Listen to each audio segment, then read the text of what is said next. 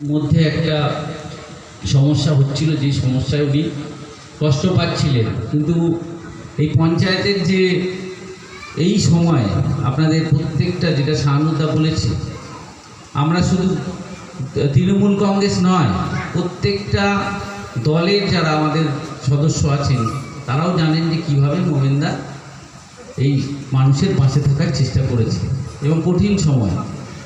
সেই জায়গায় এই সময় আমার যে কথাটা বলার আছে যে আমাদের নতুন প্রধান হবে আপনাদের পঞ্চায়েতে, কিন্তু তার সাথে মোমেনদাকে আমরা যোগ্য সম্মান দিয়ে সেখানে সে কাজ করবে। মোমেনদা যেই প্রধান হবে, আমরা আগামী কিছুদিনের মধ্যে আপনারা জানতে পারবেন নতুন প্রধান হবে।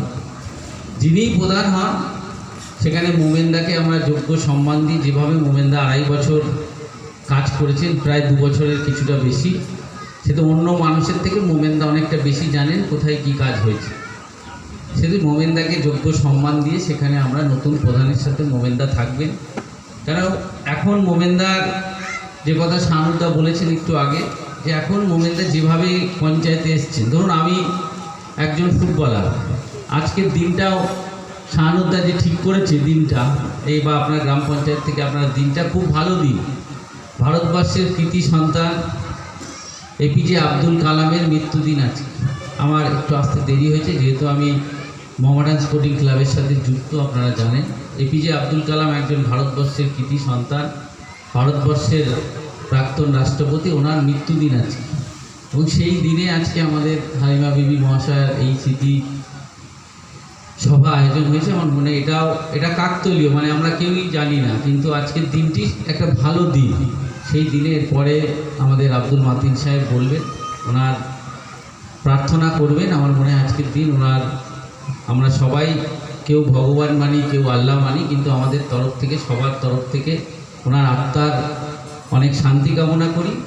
এবং একটা জল প্রকল্প আমরা করেছি, কিন্তু আগামী দিনে আমরা আমাদের প্রধানের নামে একটা রাস্তা গোটা পঞ্চায়েতে আমরা নামকরণ করতে চাই। সেটা আমরা আগামী দিনে শাহানুদ্দা জেলা পরিষদ সদস্য পঞ্চায়েতের সাথে আলোচনা করে, আমাদের জেলার সাথে আলোচনা করে একটি রাস্তা, যেখানে আমাদের সম্মানীয় প্রধানকে আমরা আরও সম্মান জানাতে পারব।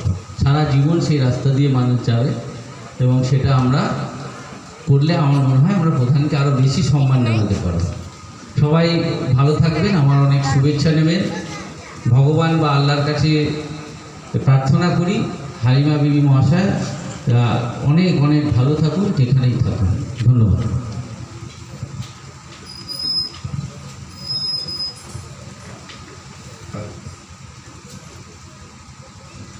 এবার জলছত্র উদ্বোধন হবে, তারপরে আপনারা সর্বসানী হবে, আপনারা সকলেই থাকবেন। জলছত্র উদ্বোধন করছেন আমাদের বসিরহাট দক্ষিণ বিধানসভার বিধায়ক, আমাদের সকলের প্রিয় নেতা দীপেন্দু বিশ্বাস মহাশয়। সঙ্গে থাকছেন আমাদের শাহানুর আলম মণ্ডল মহাশয়, আমাদের উত্তর 24 পরগনা জেলা পরিষদ সদস্য, আমাদের সকলের প্রিয় অভিভাবক। এবং সঙ্গে থাকছেন আমাদের বিশিষ্ট আলেমগণ এবং বিশিষ্ট আলেম আব্দুল মাতিন সাহেব, সকলেই থাকছেন। এবং আমাদের উপপ্রধান সালাউদ্দিন দাদু এবং সকল সদস্যবৃন্দ। আমি অনুরোধ করব, যেহেতু আমাদের বিধায়ক সাহেব চলে যাবে, আমরা এসেছি কিন্তু হালিমা বিবি রুহের আত্মার শান্তি কামনার জন্য। যতক্ষণ পর্যন্ত আমাদের মাতিন সাহেব হুজুর দোয়া খায়ের না করবে, ততক্ষণ কিন্তু আমরা এখান থেকে যাব না। বিধায়ক সাহেব অনেক কাজ আছেন, যেতে পারেন, কিন্তু আপনার কাছে করজোর অনুরোধ করবো, আমরা যার উদ্দেশ্যে এসেছি তার কাজ সমাপ্ত না হওয়া পর্যন্ত আমরা এখান থেকে কেউ যাবো না। এবারে জলছত্র উদ্বোধন করছেন বসিরহাট দক্ষিণ বিধানসভার বিধায়ক দীপেন্দু বিশ্বাস মহাশয় এবং শাহানুর মণ্ডল মহাশয়, উত্তর 24 পরগনা জেলা পরিষদ সদস্য। সঙ্গে সহযোগিতা করছেন আমাদের পঞ্চায়েতের NS সাহেব, ইয়ে সাহেব, আমাদের মোমেন সাহেব এবং সকল সদস্যবৃন্দ সঙ্গে সহযোগিতা করছেন। উদ্বোধন হচ্ছে হালিমা বিবির স্মৃতির উদ্দেশ্যে জলচ্ছত্র উদ্বোধন করছেন বিধায়ক শ্রী দীপেন্দু বিশ্বাস এবং শাহানুর মণ্ডল মহাশয়, জেলা পরিষদ সদস্য শাহানুর মণ্ডল মহাশয় এবং বসিরহাট দক্ষিণ বিধানসভার বিধায়ক দীপেন্দু বিশ্বাস মহাশয়। সঙ্গে সহযোগিতা করছেন বাংলা আসামের বিখ্যাত আলেম আব্দুল মাতিন সাহেব। সঙ্গে আছেন বাংলা আসামের বিখ্যাত আলেম আব্দুল মাতিন সাহেব। এখানে আমি কোন ভিডিও করি কিন্তু ভিডিও বানানোর লোক নেই রাখছি আর এবং উদ্বোধনে আছেন মরহুমা হালিমা বিবি মণ্ডলের যে মাতৃহারা সন্তান, 2 ছেলে এবং মেয়ে সঙ্গে সহযোগিতা করছেন।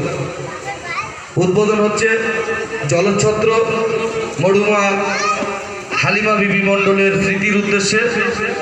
জলচ্ছত্র উদ্বোধন করছেন বসিরহাট দক্ষিণ বিধানসভার বিধায়ক শ্রী দীপেন্দু বিশ্বাস মহাশয় এবং উত্তর 24 পরগনা জেলা পরিষদ সদস্য শাহানুর মণ্ডল মহাশয় এবং সঙ্গে সহযোগিতা করছেন বাংলা আসামের বিখ্যাত আলেম আব্দুল মাতিন সাহেব এবং সঙ্গে মরহুমা হালিমা বিবি মণ্ডলের মাতৃহারা সন্তানদ্বয়।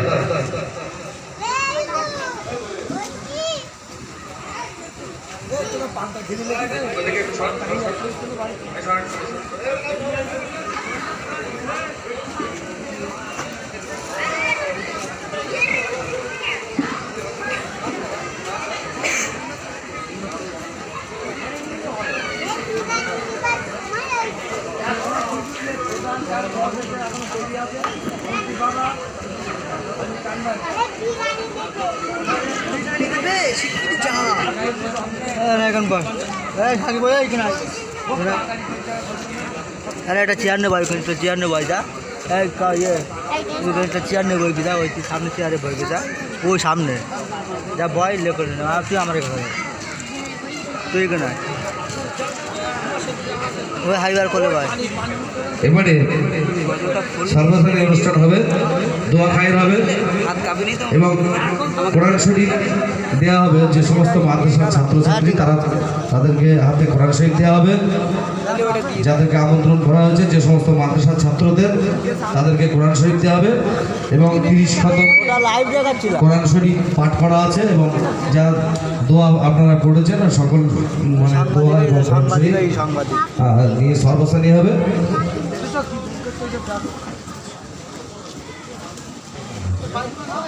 তো এবারে মাননীয় মাতিন সাহেব মহাশয়কে আমি পরবর্তী অনুষ্ঠান শুরু করার জন্য বলছি।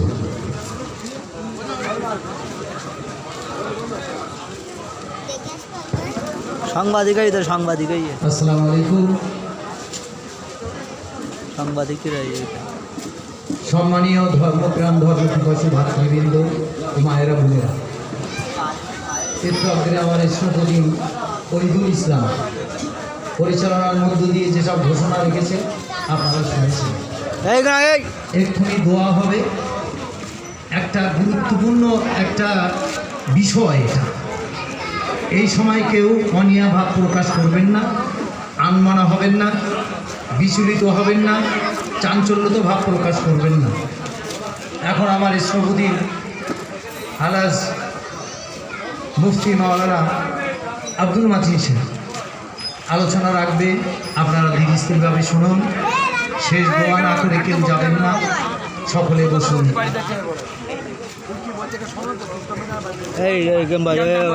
সামনে আসি না আজকে যে উদ্দেশ্য করে এই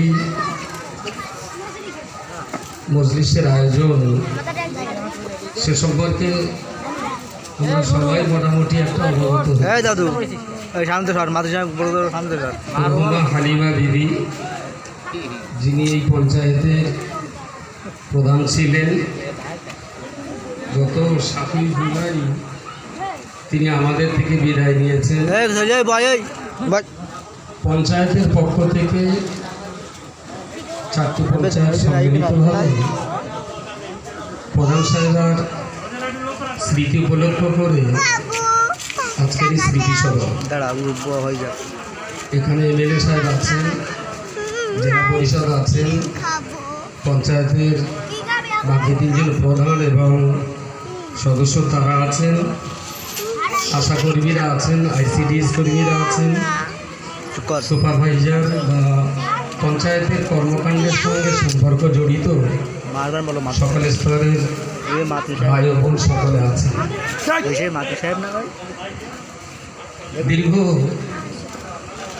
4 মাস পরে একটা খোলা মজলিসে মাইকের সামনে দাঁড়িয়ে আছে, একেবারে 4 মাস পর। তার মানে 4 মাস এতে কাবে থেকে আজকে মোটামুটি ভঙ্গ হয়ে যেতে কাবে। তো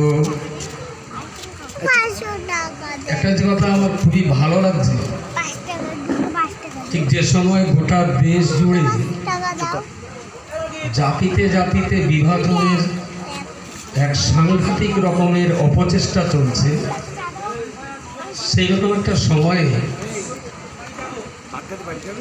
সব ধর্মের মানুষের সম্মিলিতভাবে সমাবেশের মধ্য দিয়ে আজকের এই স্মৃতিসভা শুধু একটা স্মৃতিসভা নয়, বরং এটা একটা বিভিন্ন সম্প্রদায়ের মিলন এবং সম্প্রীতির উজ্জ্বল দৃষ্টান্ত বহন করে। সানুর ভাই বলছিলেন যেরকম কর্মরত কোনো কর্মী, কোনো প্রধান, কোনো মেম্বার, কোনো কেউ যদি মারা যান, আমরা সবাই মিলে এরকম একটা কাজ করব, ভালো হবে। 2-3টে কথা আমার বলা। প্রথম নম্বর কথা হলো, যিনি চলে গেছেন তিনি আর ফিরবেন। যিনি একবার যান ওই পথে, দ্বিতীয়বার কেউ ফেরে দেবে। আমি এটা নিয়ে যতদূর পড়াশোনা করেছি তাতে মনে হয়েছে, জন্ম নেওয়াটা যদি আশীর্বাদ হয়, তো মরে যাওয়াটাও পৃথিবীর জন্য এটাও একটা আশীর্বাদ। সেই পৃথিবীর শুরু থেকে আজ পর্যন্ত যত মানুষ জন্ম নিয়েছে, কেউ যদি না মরতেন, পৃথিবীতে যত মানুষ এসেছে সবাই যদি বেঁচে থাকতেন, এটা কি পৃথিবীর মনুষ্য জাতির ভারসাম্য কখনোই বজায় থাকতো না। তো পৃথিবী ক্ষণিকের জন্য আসা আবার চলে যাওয়া, এটা পৃথিবীর স্বাভাবিক নিয়ম। এবং এই নিয়মটা এমনভাবে পালন হওয়া উচিত।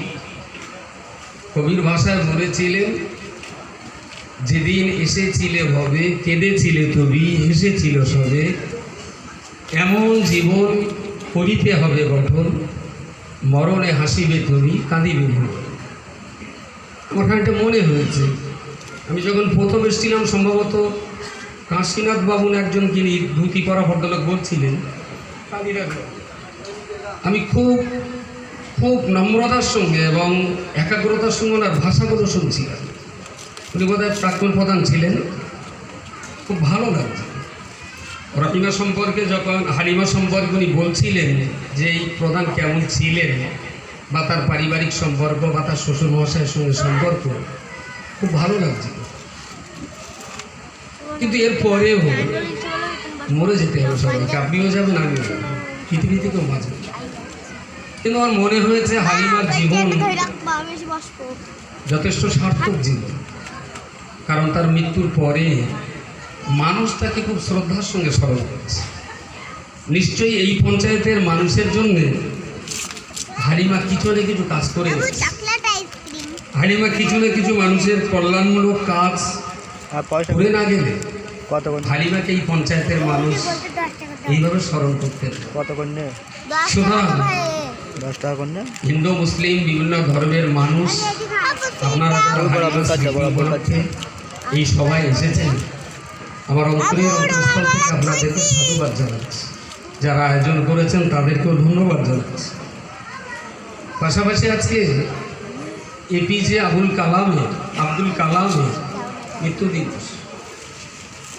তাকে একজন মুসলমান হিসাবে না দেখে, একজন যোগ্য শিক্ষাবিদ হিসাবে দেখে তিনি বলেছিলেন, স্বপ্ন সেইটা নয় যেটা মানুষ ঘুমিয়ে ঘুমিয়ে দেখে, বরং স্বপ্ন সেটাই যেটা মানুষকে ঘুমাতে দেয়। ওনার এই ছোট্ট ছোট্ট ভাষাগুলো যেন এক একটা মহাসাগরের সমান। তো আজকে যদি এই কথাগুলো আমরা মাথায় নিয়ে আমার ব্যক্তি, আমার পরিবার, আমার সমাজকে এগিয়ে আনার ভাবনা, স্বপ্ন যদি আমরা দেখতে পারি, নিশ্চয়ই আমরা এগিয়ে যেতে পারব। আমি কোনো রাজনৈতিক ব্যক্তিত্ব নই। আপনারা অনেকে আছেন রাজনীতি করেন, করুন, এটাও তো একটা ভালো কাজ। রাজনীতি করা তো অভান্তেও নয়, চুরি করাটা অভান্ত। রাজনীতি করা তো দোষের নয়, জনগণের হক নষ্ট করাটা দোষের। রাজনীতি করা কত ভালো কাজ, এটা একটা পবিত্র কাজ, এটা একটা উন্নয়নের কাজ। আমি করি না সময়ের অভাব।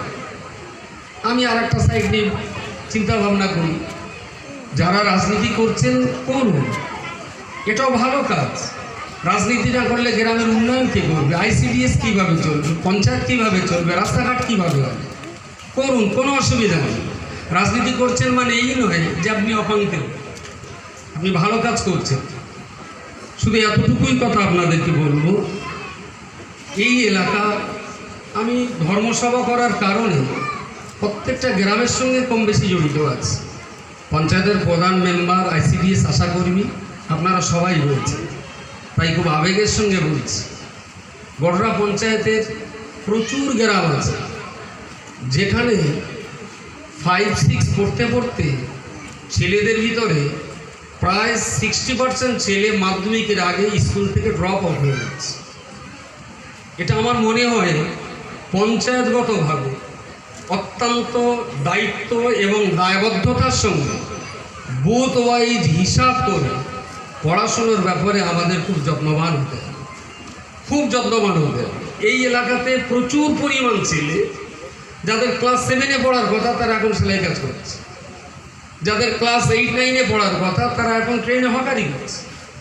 ও পয়সা অবশ্যই রোজগার করবে, নিশ্চয়ই রোজগার করবে। শপথ বাক্য পাঠ করতে হবে আমাদের। 18 বছর বয়সের আগে কোনো ছেলে মেয়েকে স্কুল ছুট হতে দিলে হবে না, বাইহু করবাই করবে। যদি এইভাবে আমরা চ্যালেঞ্জ নিয়ে আমাদের সমাজে শিক্ষা ব্যবস্থাকে যদি পাল্টে দিতে পারি, সমাজ উন্নতি হবে। আর যদি শিক্ষা ব্যবস্থার এই দুরবস্থা আমরা কাটিয়ে উঠতে না পারি, আমি একটু ক্ষমা চেয়ে নিয়েই বলছি, হিন্দু সম্প্রদায়ের মানুষ যারা আছেন তাদের কাছে একটু ক্ষমা চেয়েই বলছি। এ ব্যাপারে আপনারা ভালো আছেন খানিকটা, আমাদের তুলনায় আপনারা খানিকটা ভালো আছেন, আপনাদের শ্রদ্ধা জানাচ্ছি।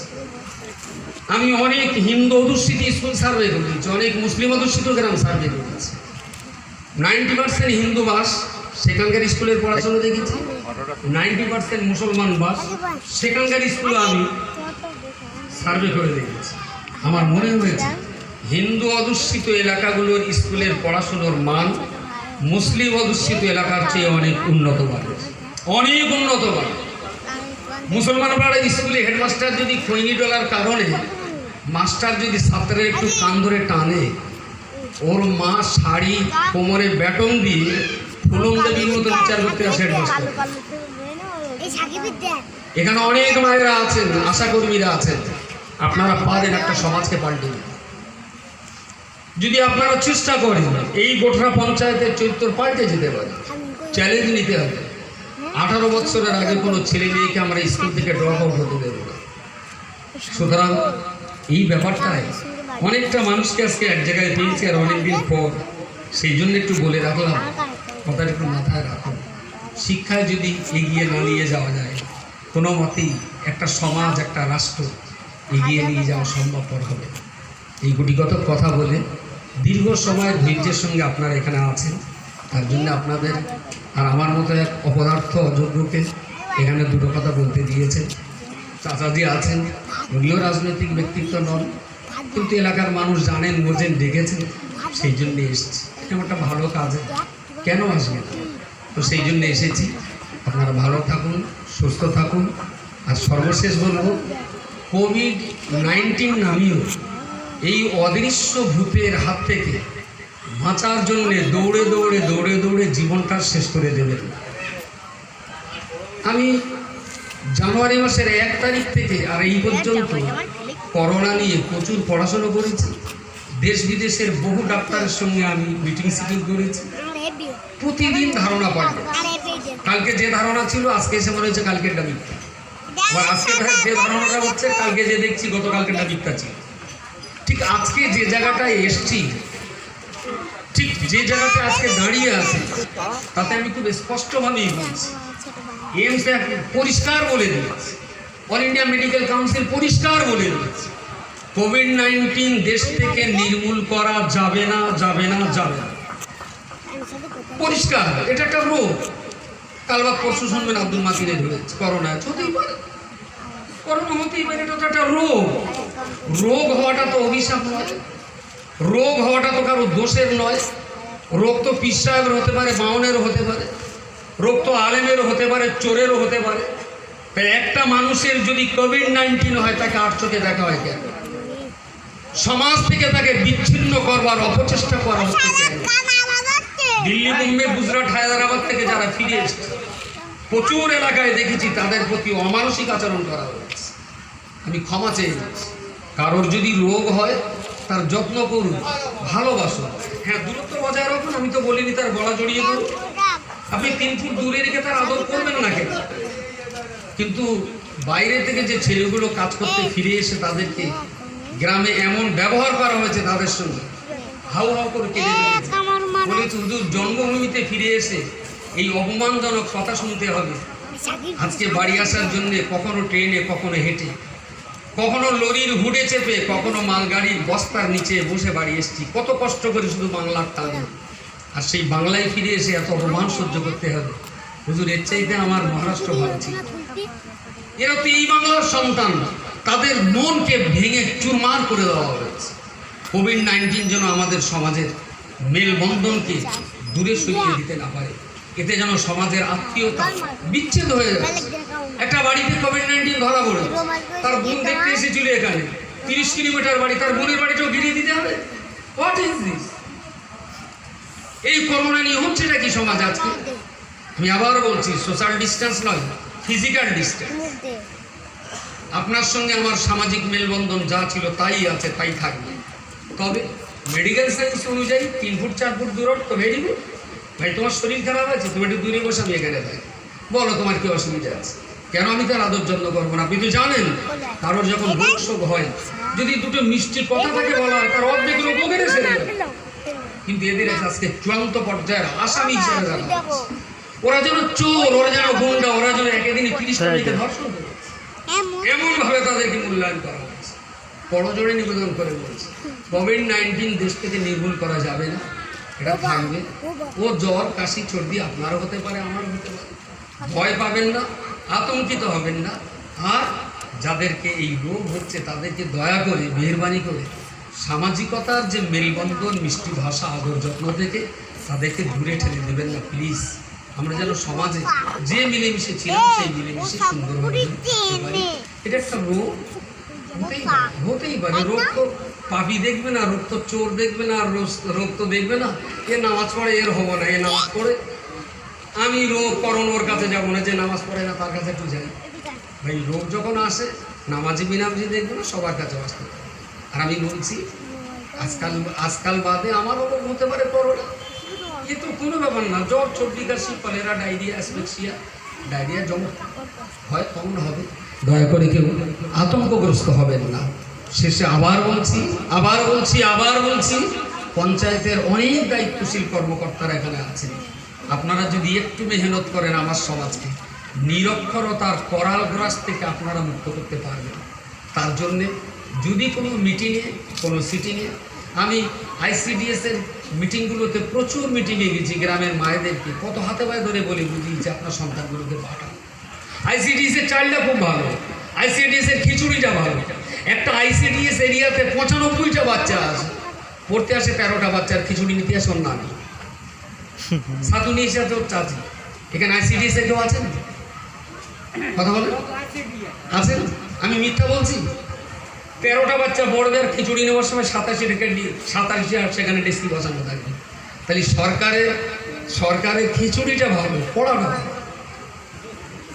সমস্ত গ্রামবাসীদের করজোড়ে নিবেদন, আমার বাচ্চা আইসিডিএসে পড়ে, মাস্টারে পড়া কাজ যাই পড়া, আমি বলি সরকার আমার সাবানের ট্যাক্সের পয়সা নিয়েছে, যদি আমার বাচ্চা ওখানে পড়াতে পারি তাহলে ট্যাক্সের পয়সা আদায় হবে, তাহলে পয়সা চলে গেল। কেন পড়াবো না সেটা? পড়াশোনার দিকটায় সবাইকে যত্ন নেওয়ার আহ্বান জানি, ত্রুটি বিচ্যুতির জন্য ক্ষমা চেয়ে হিন্দু মুসলমান বিভিন্ন ধর্মের মানুষ যারা এসেছেন সকলের প্রতি আমার আন্তরিক শ্রদ্ধা ভালোবাসা স্নেহ জ্ঞাপন করব। আমার ছোট্ট আলোচনা এখানে শেষ করছি। আর আমার পিতৃতুল্য মানুষ মৌলানা, পিতৃতুল্য মানুষ মৌলানা আলাজ দিন ইসলাম সাহেব, হয়তো তোমার দাঁড়িয়ে একটু সাইনবোর্ডটা হেভি হয়ে গেছে আর কি, লাইসেন্সটা অ্যাকচুয়াল আমি না সন্তানের মতো। আর ও লোক তো কুয়াশার বেলা, এমনি 1:30-2 বেজে গেছে কিন্তু বোঝা যাচ্ছে না। তো তার জন্য আজকের এই দোয়াটা আমি আমার চাচাজির অনুরোধ করবো। আর ওই পরিবারের সঙ্গে চাচাজির সম্পর্ক খুবই ঘনিষ্ঠ, হালিমার পরিবারের সাথে। তো দোয়াটা আমি চাচাজিকে করার জন্য অনুরোধ করছি। যে দায়িত্ব আমাকে দিয়েছে, আপনারা জানেন বড় একটা মাছ যেটা আমরা পাট ধোয়ার সময় আমরা গোদা বাংলা আমরা বলি পাটকাঠি, ওই রকম একটা ছোটো পাটকাঠির মাধ্যমে কত বড় মাছ ধরা সম্ভব না। যদিও আমার খুব সন্তান তুল্য গুরুত্বপূর্ণ আলোচনা আপনাদের কাছে রেখেছে, খুব অল্প সময় 3 ঘন্টার আলোচনা একেবারে ছোটো 8 ঘন্টার মধ্যে শেষ করেছে। আর এই লকডাউনে ব্রেকডাউনে সব থেকে উপকৃতা হয়েছে এরকম মানুষও বহু আছে। বিশেষ করে আমরা মৌলভী সম্প্রদায় এত উপকৃত, বোরকার ফতোয়া দিলেই নাক শিটকায়। হসপিটালে গিয়ে দেখি মদ্দা লোকের সব বোরকা বলেছে, আলহামদুলিল্লাহ কোনো অসুবিধা নেই। তো রবীন্দ্রনাথ ঠাকুরের জামাটা দেখলে নাক শিটকায়, আমাদের লম্বা জামাটা দেখলে নাক শিটকায়। এখন সবার লম্বা জামা, সবার বোরকা, সব সম্প্রদায়। দেখেন অবস্থাটা, আল্লাহ মুহূর্তের মধ্যে কি না করে দিতে পারে না। কুলিল্লাহুম্মা মালিকাল মুলক তুতিল, আল্লাহ ইচ্ছে করলে একটা ধনীকে নিধন করে দিতে পারেন, রাজাকে পূজা বানিয়ে দিতে পারেন। আল্লাহর ইচ্ছায় সব হয়। এই জন্যে আপনার আমার করণীয় এই করোনা টাইমে আত্ম অহংটা ত্যাগ করা, আমি অহং ত্যাগ করা। কি সুন্দর আলোচনা রেখেছে। তার ভিতর দিয়ে একেবারে হোমিও ট্রিটমেন্ট, নার্সিংহোমে 65টা রোগের ওষুধ, নার্সিংহোম ওষুধ 65টা রোগের সব বিষয়ের আলোচনা। এই যে আমাদের হালিমা মণ্ডল মরহুমা, যদিও এখানে লিখিত ফিরেছে মরহুমা, তার রুহের মাগফিরাত, আত্মার কল্যাণ এবং সওয়াবের সানি। বড় দায়িত্বটা আমাকে দিয়েছে, আমি অনেকবারও চেষ্টা করেছি। তবু সকলে যা কিছু আগে পড়া হয়েছে 30 খতম পড়া হয়েছে, একবার বলুন আলহামদুলিল্লাহ। ওই রকম আমাদের এই পঞ্চায়েত একজন সদস্য ফিরোজ বৈদ্য 1 খতম আমাদেরও পড়া আছে। যে যা পড়েছেন সব ন্যস্ত করতে হবে, তার আত্মার কল্যাণ, রুহের মাগফিরাতের জন্য দোয়া হবে। আর সাময়িক তৎক্ষণিক আমরা একটু ভিন্ন মুখে যারা মুসলিম সম্প্রদায় আছেন সকলে একটু পড়ুন বিসমিল্লাহ সহ 3 বার সূরা ফাতিহা অর্থাৎ আলহামদুলিল্লাহ সূরা, 10 বার সূরা ইখলাস, দুরূদ শরীফ, তার বাদবাকি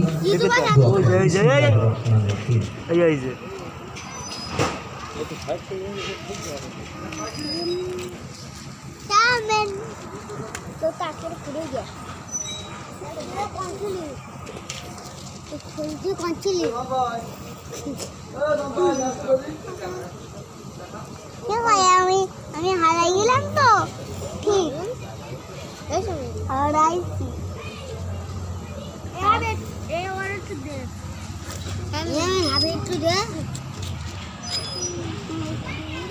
আমরা তাই দিছি, তাই না? তাই না? আর সামনে দেখছে না।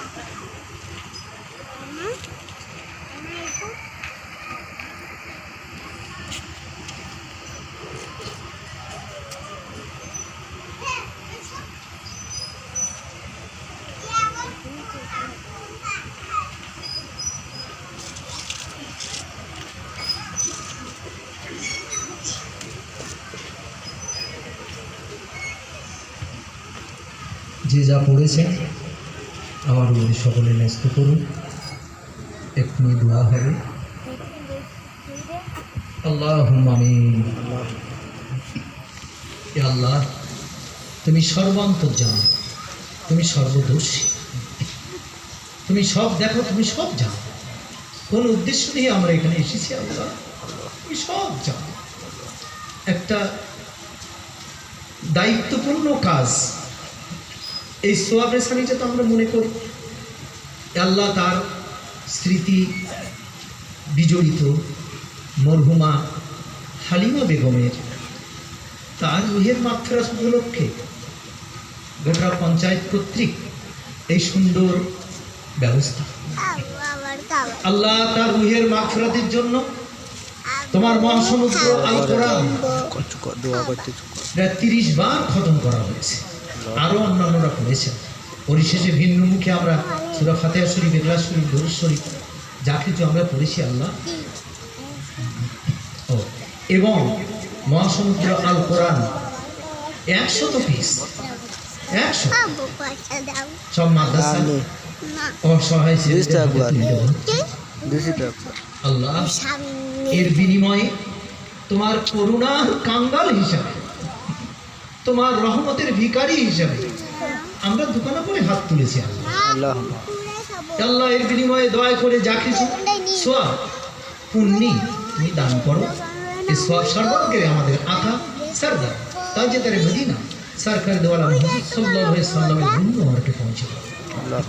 আমাদের সকলের আদি মাতা পিতা হাওয়া আদম থেকে নিয়ে পৃথিবীর বুক থেকে যত নবী রাসূল পয়গম্বর সাহাবা তাবিঈন তাবা তাবিঈন আইম্মায়ে মুজতাহিদিন মুতাকাদ্দিমিন মুতাআখিরিন যারা বিদায় নিয়েছেন আল্লাহ সকলের রুহে আল্লাহুম্মা আমিন। কুল আম্বিয়া ইকরাম, সাহাবা ইকরাম, আউলিয়া ইকরাম, উলামা ইকরাম, হুফাজ ইকরাম, হুজ্জাজ ইকরাম, মুসল্লিয়ান ইকরাম যারা বিদায় নিয়েছেন সকলের রুহে আল্লাহুম্মা। ফুরফুরার জমিনকে ধন্য করে শুয়ে আছেন মুজাদ্দিদ জামাত দাদা হুজুর কেবলা রহমাতুল্লাহ আলাইহি মারে বড় দেখতে ভালো হচ্ছে ওই দেখ আল্লামা হুজুর রহমাতুল্লাহ আলাইহি এ আল্লাহ যারা বিদায় নিয়েছেন আমাদের মধ্য হতে হাফিজ সাহেব হুজুর কেবলা রহমাতুল্লাহ আলাইহি, সৈয়দপুর ছোট হুজুর কেবলা রহমাতুল্লাহ আলাইহি, আবুল হোসেন হুজুর রহমাতুল্লাহ আলাইহি, এলম বক্স হুজুর রহমাতুল্লাহ আলাইহি, এবং আমাদের আরো অতিথি করে শাহ আলী রহমত শাহ মিয়া রহমাতুল্লাহ আল্লাহ তাদের সকলের পৌঁছে দাও আল্লাহ।